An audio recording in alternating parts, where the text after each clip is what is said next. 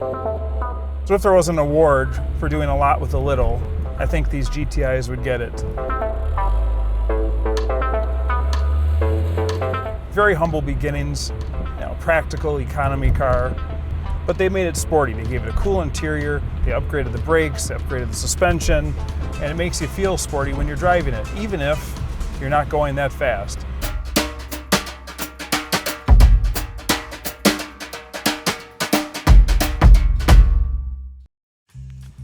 So how much is one of these worth? Well, if you go to Hagerty.com, we have this handy valuation tool. The Mk2 Volkswagen Golf GTI is undoubtedly a low-key hot hatch, and even a high-mileage example can be a smart buy if the vehicle was well maintained.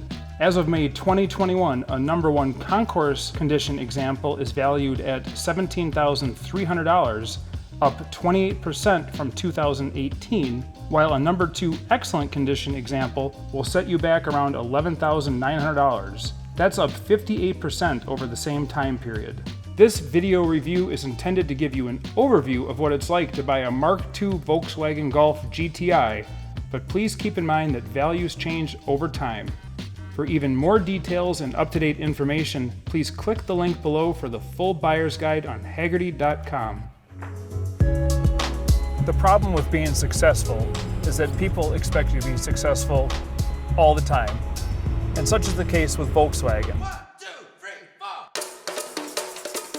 From the ashes of post-World War II Germany, they developed the Beetle. Not a performance car, but one of the best cars and one of the most successful cars of all time. So how do you follow up that hat trick? Well, for Volkswagen, they produced the Mk2 Golf, which over here was called the Rabbit. It was a great hatchback vehicle, much more modern than the Beetle, water-cooled engine for one. And the Mk2 Golf also became one of the most successful cars of all time. Now, was the Golf the first hot hatch? No, that would be something French or arguably British if you ask the right people. There's a small group of performance enthusiasts within Volkswagen that wanted to make a hot, souped-up hatchback from the Golf. This small group made what became the GTI, the performance version of the Mk2 Golf. When the GTI hit our shores in 1983, it was a revelation. Here was this sporty, souped-up version of essentially an economy car. And of course, the GTI being the hit that it was, you had to have a Mk2 GTI, and that's what I'm driving right now. In 1985, Motor Trend magazine named it the car of the year. Later on, VW Vortex, the epicenter of all things Volkswagen for Volkswagen enthusiasts, named the Mk2 Golf the best Golf of all time.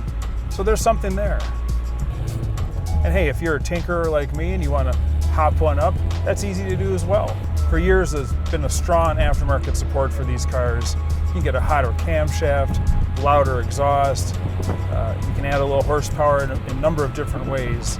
But really, at the end of the day, this is a 46,000 mile stock example. Nice, smooth, stock engine tuning, reasonably quiet stock exhaust.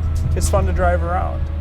So maybe I'm getting a little too old, but I would leave this car just the way it is. This is a way to step back in time and experience the same car that Motor Trend thought was great, the same car VW Vortex still thinks is great, the same car I still think is great. So the Mk2 GTI was sold in the US from 1985 to 1992. This is a 1991 8-valve GTI, and when you start talking about Mk2 GTIs with Volkswagen enthusiasts, you will hear one thing a lot. Is it a big bumper car or a small bumper car? This is a big bumper car. And the way to tell a big bumper car, they came out in 1990. They have this grille with the 4-round headlights that replaced the aerodynamic headlights from the 87 to 1989 cars. And then these big kind of formed-in bumpers, front and rear. Typically, big bumpers on old cars are not desirable, but in the case of the Mk2, the big bumper cars are more desirable. The earlier cars had kind of the US spec heavy bumper. They were not what the cars were sold with in the rest of the world and in Germany. So because of our bumper impact standards, we got the ugly bumpers. That was all fixed in 1990 with the big bumpers. The other thing you'll notice about this particular car is it has period correct aftermarket NK mag wheels. They're a basket mesh mag wheel. Looks like a 16 valve wheel a little bit, but originally this car would have come with a teardrop style wheel from Volkswagen. But period correct additions are always something cool and something you can unbolt and bolt on a stock wheel if you wish to go that way. And next, I think we should take a look at the engine, because that's the biggest difference throughout these models of Volkswagen GTIs. So obviously we've mentioned this is an 8-valve car, 1991, so it's a 1.8 liter 8-valve. Unlike some of the older Volkswagen 1.8 engines, this one has Bosch electronic fuel injection instead of the mechanical injection the earlier Golfs and Mark 1s had. It's a nice upgrade, more modern. You know, these days everybody knows how to work on EFI. High pressure mechanical injection is still a little bit of a lost art.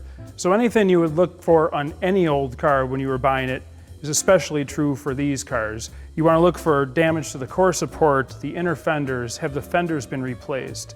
Does the hood have the original certification decals and emissions decals? When these cars are raced, autocross, they do a lot of modifications to the strut towers. They'll put adjustable upper camber plates on them.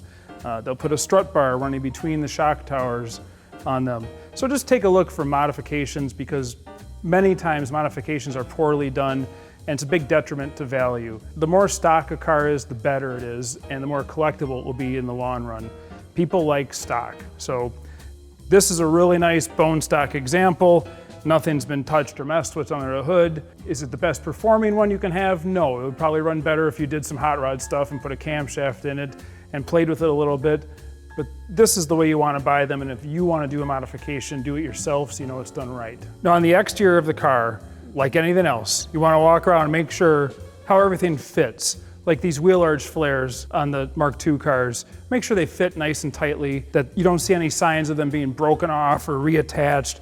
The body side moldings, these are another thing that, you know, the GTIs are unique. They have the GTI emblem on them. These were cheap used cars for a long time. So a lot of these cars have had a door replaced, some accident damage, some other issues that you really want to look out for. Namely, again, this is another old car caveat that's across the board, but especially on Volkswagens, around the windshield. These are a flush fit piece of glass and they're known to leak. And if they get replaced, they're especially known to leak.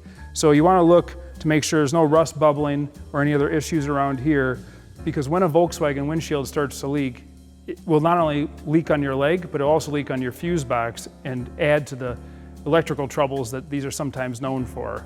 So you just continue your walk around the outside. If it's a sunroof car, make sure the sunroof operates and closes nicely. If these aren't working properly, you'll get water leaks here, another problem, because then you'll have water inside the headliner of the car and in the roof structure, adding to more rust. And we've talked about it before, these cars are not immune to rust. Actually, they're susceptible to rust. Back in the 1980s and 90s, these were also known to get stolen a lot because they're very easy to break in through the door handle. So look for damage around the top of the door handle, because if you're crafty and you want somebody's car that isn't yours, you could take a screwdriver and a hammer, pop it down on top of the door handle here, which distorts the metal, puts a hole in the sheet metal sometimes, and pops open the lock, and you're off in somebody else's car. So we're not condoning that, of course, so don't try this now because they're collectible, so please don't steal them. But just look around. Again, windows, window trim, rust around the rear hatch window, rust around the side windows. Typical things you look for on the inside, and I will kill this nice key chime here that we're all familiar with. Inside the door jamb of the car, again, look for uniform finishes, no signs of repair. Look at the pinch welds on the doors. Volkswagen did do one thing very well. They were good coach builders.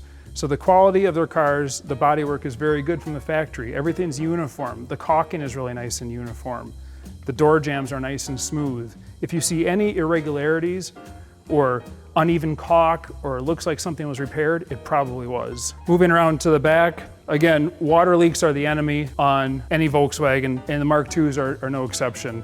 Taillights are known to take on water and leak. Around the hatch area, there are body seams where if a car was bumped in the back and not repaired properly, you'll get rust there. Again, bumper fit, trim fit, it's all critical, as critical on these as on any old car.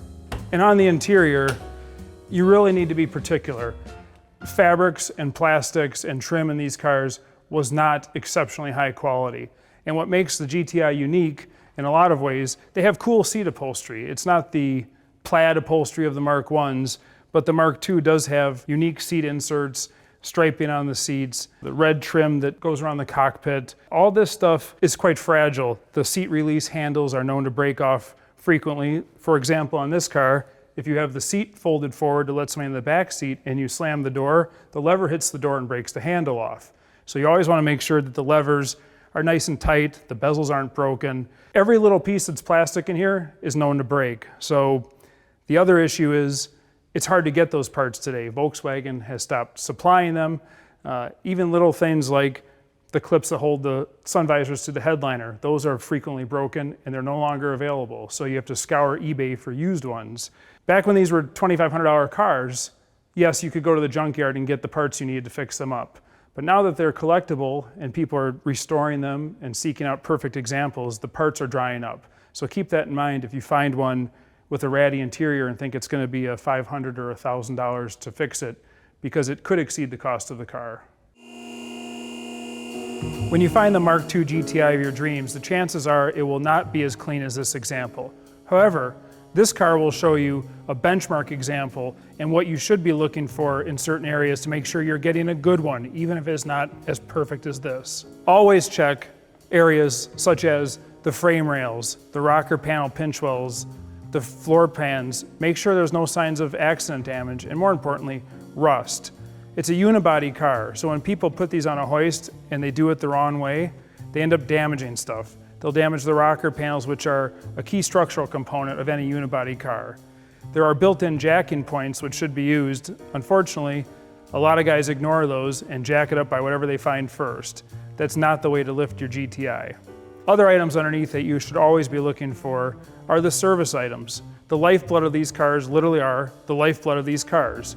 Fresh oil, fresh fuel filters, fresh gearbox oil, especially in the 5-speed cars like this, because fifth gear kind of lives down a hall and in a back room, and it's lubricated by splash lubrication.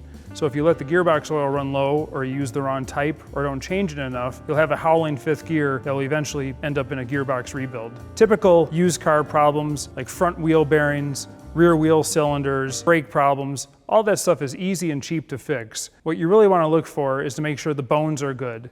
Rust, accident damage, I can't say it enough. Look for that stuff. If there's any signs that the car's been wrecked or rusted and welded back together, walk away. The cost of repairing one of these cars properly will far exceed its market value at this time, so you really don't want to go to that party. Walking around to the front of the car, you always want to look at the low-hanging areas for parking curb damage, road impacts, that sort of thing. The lower front bumper or lower front valance are very vulnerable. They get hit a lot. But if they hit that and keep going, what they end up hitting is the oil pan, which hangs right down here in front with no protection. You smash the oil pan and you smash the oil pump, that can be a problem because of course you lose oil pressure. So if you see a car with a big dent in the oil pan, you want to make sure that it didn't do any additional damage inside.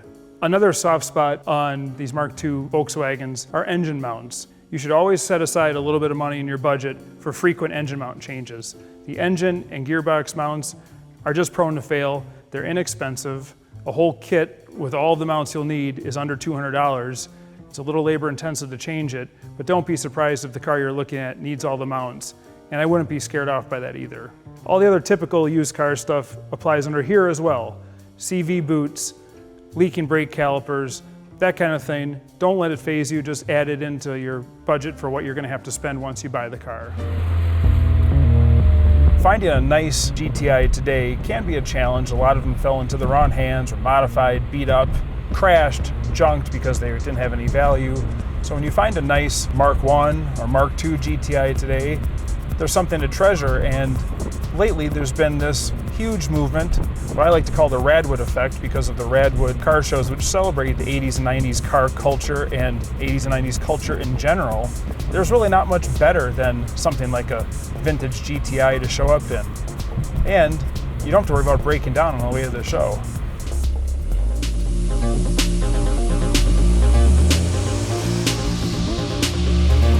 This is a bone stock 46,000 mile example, quiet exhaust, nice smooth factory engine. You know, and the old guy in me kind of likes it. If you're looking for something to go drag race on Saturday night, probably not a GTI. But if you want to have fun, roll into a Radwood show, go for a nice drive, cold air conditioning, good heat, all the things you could want in an old car, well, I recommend one of these. They're a lot of fun.